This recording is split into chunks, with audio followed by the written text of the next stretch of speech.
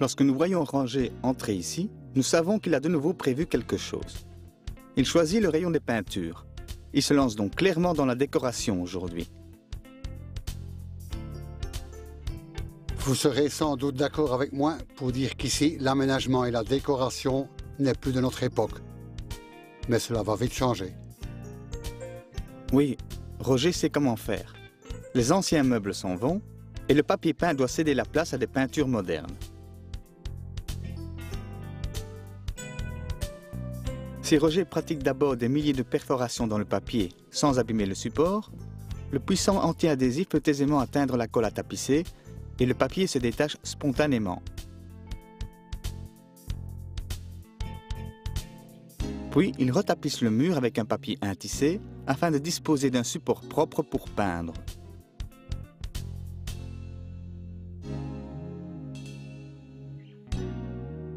Pour cette pièce, Roger a choisi des couleurs contrastantes. Un gris doux pour le plafond, qui se poursuit jusqu'au sol, et un mur en gris foncé. Mais naturellement, vous pourriez aussi choisir le rouge passionnel, le bleu exotique ou une autre couleur, selon vos goûts. Pour finir totalement cette pièce, il colle encore des moulures dans la jonction entre le mur et le plafond. La lumière du jour qui pénètre par le biais d'une fenêtre de toit est toujours agréable et avec un store d'occultation adapté, vous choisissez vous-même quand vous voulez la pleine lumière ou une lumière réfractée. C'est bien pratique dans une chambre à coucher. Tout le monde peut placer un store, certainement avec la notice explicative explicite en 3 étapes. D'abord, Roger encliquette l'ensemble sur les clips déjà prévus sur le cadre de fenêtre, puis il visse en dessous les fermetures et pour terminer, il encliquette les guides latéraux par-dessus et c'est prêt à l'emploi. Si vous devez acheter des meubles en bois massif, vous payez une grosse somme d'argent. C'est pourquoi je préfère les fabriquer moi-même. Du reste, c'est fait en un rien de temps avec mon combiné à bois et c'est aussi un travail amusant. Si vous achetez simplement des parties de troncs débités et séchés, le prix est acceptable. C'est nettement moins cher que des poutres rabotées sur mesure. Roger a bien calculé quels éléments il peut scier. D'abord, il rabote un côté lisse, au-dessus, sur la raboteuse. Avec ce bord raboté contre le guide, il peut raboter perpendiculaire un côté adjacent.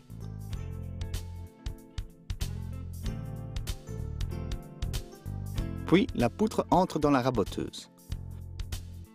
Les deux côtés sont rabotés en parallèle et vous réalisez différents morceaux de bois de même épaisseur. Le résultat est un morceau de bois rectiligne et lisse.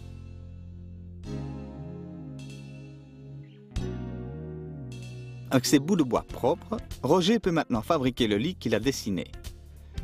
Il fabrique d'abord le cadre supérieur. Il trace les angles 45 degrés et les découpe proprement le long d'un guide avec la scie circulaire. Des morceaux de multiplex sont pratiques pour tenir ce cadre ensemble sans que des vis soient visibles par la suite. Sous le bord de ce cadre, qui est maintenant renversé, intervient une planche de bord. Roger la raccourcit à l'onglet, perce des avant-trous et la fixe avec de la colle et des vis. De l'autre côté, il faut placer une planche haute. Il doit aussi la scier à l'onglet. Pour ce faire, il bascule le pied de sa scie circulaire et il scie de nouveau le long d'un guide. Pour la fixation, Roger utilise une colle à bois qui est vite sèche, de sorte qu'il peut retirer les pinces nécessaires après 5 minutes et les utiliser pour l'élément suivant. En guise de renfort, Roger a scié quelques blocs de bois de rebut qui s'insèrent dans la forme en U réalisée. Ici aussi, la colle assure le solide assemblage. L'onglet vertical doit aussi être bien ajusté et solidement assemblé.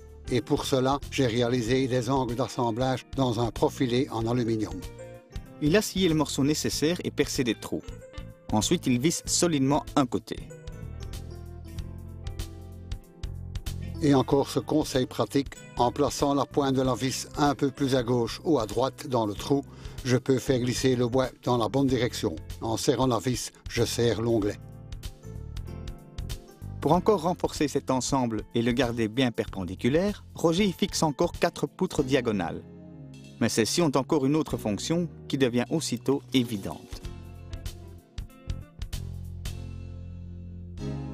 Sous la construction réalisée vient encore un cadre plus petit, que Roger compose de la même manière. Scie à l'onglet, puis assemblé avec de la colle et des profilés en aluminium. Roger bascule le grand cadre de telle sorte qu'il repose sur le petit. La fonction des poutres diagonales devient évidente. Elle porte la partie supérieure. Il ne reste qu'à centrer correctement le petit cadre sur le grand cadre et à visser.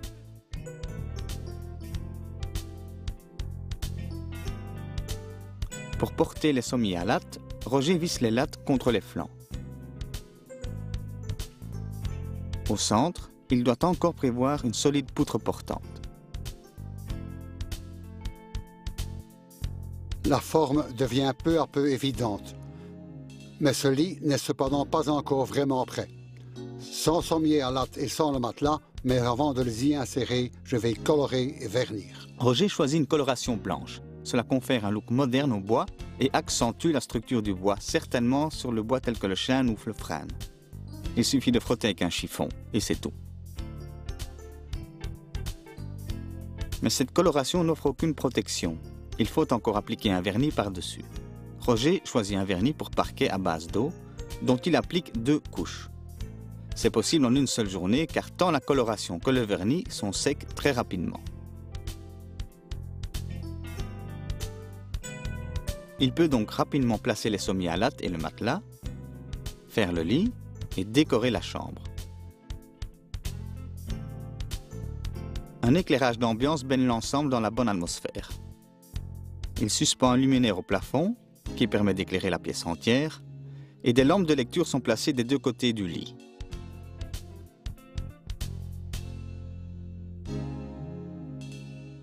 Je suis sûr d'une chose. C'est un lit à ne jamais déplacer. Lourd, mais archi solide. Il est à l'épreuve des chocs. Si vous voulez fabriquer vous-même ce lit, le reportage dans Dobit Magazine est assurément intéressant. Tout vous y est expliqué en détail avec un plan de construction et les dimensions. Et vous avez manqué quelque chose, pas de problème, revisionnez cette émission sur notre site web. Et n'oubliez pas, ce que vous faites vous-même, vous le faites généralement mieux. Dormez bien.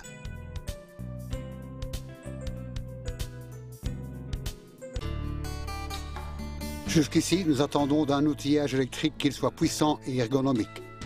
Mais aujourd'hui, cela va plus loin. On pourrait dire que les machines deviennent intelligentes. Oui, nous savons ce que Roger veut dire. Sa dernière ponceuse lui apprend constamment s'il ponce avec la pression correcte, avec l'Auto Pressure Indicator. Dès que la LED verte s'allume après la mise en marche, la machine est prête à poncer.